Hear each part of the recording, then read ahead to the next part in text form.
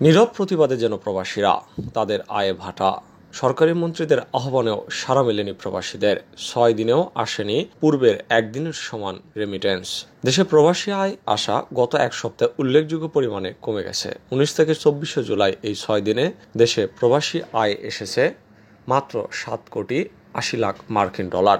অথচ চলতি মাসের প্রথম 18 দিনে প্রতিদিন গড়ে প্রবাসী আয় এসেছিল 7,90,00,000 ডলার। তাতে দেখা যাচ্ছে মাসের প্রথম ভাগে একদিনে যে পরিমাণ প্রবাসী আয় এসেছিল, সর্বশেষ গত 6 দিনেও একদিনের সমপরিমাণ প্রবাসী আয় আসেনি। কেন্দ্রীয় ব্যাংকের প্রবাসী আয় সংক্রান্ত হালনাগাদ প্রতিবেদন থেকে এই সব তথ্য পাওয়া গেছে।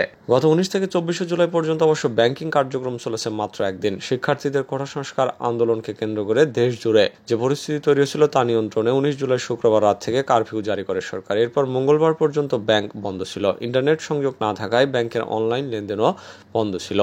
কয়েকদিনে লেনদেন বন্ধের পর 24 জুলাই ব্যাংক চালু হয়। ওই দিন লেনদেন চলে বেলা 11টা থেকে 3টা পর্যন্ত। ব্যাংকিং কার্যক্রম বন্ধ থাকে 19 জুলাই থেকে 23 জুলাই। বৈধ পথে তথা ব্যাংকের মাধ্যমে দেশে প্রবাসী আয় আসা অসম্ভব ছিল।